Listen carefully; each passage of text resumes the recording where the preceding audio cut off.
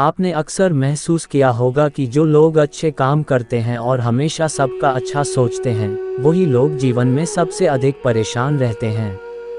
वहीं जो लोग बुरे काम करते हैं वो अपना जीवन खुशी और चैन से जी रहे होते हैं। अच्छे काम करने वालों को आखिर इतनी परीक्षा क्यों देनी पड़ती है, जबकि जो अधर्म की राह में हैं वही अधिकतर खुश रहते हैं और जिंदगी का लुत्फ़ उठा रहे होते हैं। अगर आपके मन में भी यह सवाल कभी आया हो तो आज हम आपको इसका जवाब देंगे।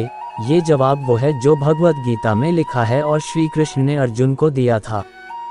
भगवद गीता में वर्णित कथा के अनुसार जब भी अर्जुन के मन में कोई दुविधा उत्पन्न होती थी तो वो श्री कृष्ण के पास पहुंच जाते थे। एक बार की बात है, अर्जुन श्री कृष्ण के पास जाकर कहते हैं कि वो किसी बात को लेकर परेशान हैं और इसका जवाब वो श्री कृष्ण से चाहते हैं।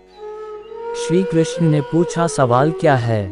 अर्जुन ने कहा, मुझे ये जानना है कि अच्छे लोगों के साथ हमेशा बुरा ही क्यों होता है, वहीं बुरे लोग खुशहाल होते हैं। अर्जुन के मुंह से ऐसी बातें सुनकर श्री कृष्ण मुस्कुराए और कहा, मनुष्य जैसा सोचता है और महसूस करता है वैसा कुछ नहीं होता है, बल्कि अज्ञानता की वजह से वो सच्चाई नहीं समझ पाता है। अर्जुन उनकी ये बात समझ नहीं पाए। इसके बाद श्री कृष्ण ने उन्हें समझने के लिए क्या कहा वो जानते हैं। श्री कृष्ण ने अर्जुन से कहा, पार्थ, मैं तुम्हें एक कथा सुनाता हूँ, उसे सुनकर तुम समझ जाओगे कि हर प्राणी को उसके कर्म के हिसाब से ही फल मिलता है। प्रकृति हर किसी को अपनी राह चुनने का मौका देती है। अब वो मनुष्य की इच्छा पर निर्भर करता है कि उसे धर्म की राह चुननी है या अधर्म की। कथा शुरू करते हुए श्री कृष्ण ने कहा, एक नगर में दो पुरुष रहते थे। एक पुरुष व्यापारी था जिसके जीवन में धर्म की बहुत महत्ता थी। वह पूजा पाठ में यकीन रखता था। वह हर रोज मंदिर जाता था और दान धर्म भी करता था और हर रोज भगवान की पूजा करता था। वहीं दूसरा पुरुष बिल्कुल विपरीत था। वह हर रोज मंदिर तो जाता था लेकिन पूजा करने नहीं बल्कि मंदिर के बाहर से जूते चप्पल चुराने। उसे दान और धर्म से कोई लेना देना नहीं था। समय बीतता गया और एक दिन बहुत जोर की बारिश हो रही थी। इस वजह से मंदिर में पुजारी के अलावा कोई नहीं था। ये बात जब दूसरे पुरुष को पता चली तो उसने सोचा कि ये सही मौका है मंदिर का धन चुराने का। पंडित से नज़र बचाकर उसने मंदिर का सारा धन चुरा लिया। उसी समय धर्म कर्म में विश्वास रखने वाला व्यक्ति भी मंदिर पहुंचा। दुर्भाग्य से मंदिर के पुजारी ने उसे ही चोर समझ लिया और चिल्लाने लगे। वहां लोग एकत्र हो गए और उसे बहुत मारा। किसी तरह वो खुद को बचते बचाते वहां से निकला तो दुर्भाग्य ने उसका साथ वहां भी नहीं छोड़ा। मंदिर के बाहर वो एक गाड़ी से टकरा गया और घायल हो गया। फिर वो व्यापारी लंगड़ाते हुए घर जाने लगा तो रास्ते में उसकी मुलाकात उस पुरुष से हुई जिसने मंदिर से धन चुराया था। उसने कहा, आज तो मेरी किस्मत चमक गई, एक साथ इतना सारा धन मिल गया।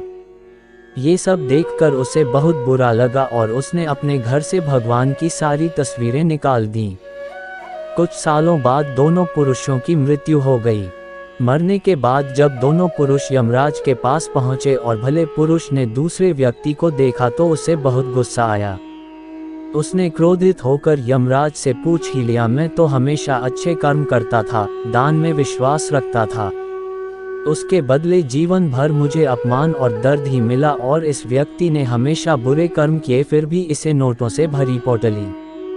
आखिर ऐसा भेदभाव क्यों? इस पर यमराज ने कहा, पुत्र, तुम गलत समझ रहे हो। जिस दिन तुम्हारी गाड़ी से टक्कर हुई थी वो दिन तुम्हारे जीवन का आखिरी दिन था, परंतु तुम्हारे अच्छे कर्मों की वजह से तुम्हारी मौत सिर्फ एक छोटी से चोट में बदल गई।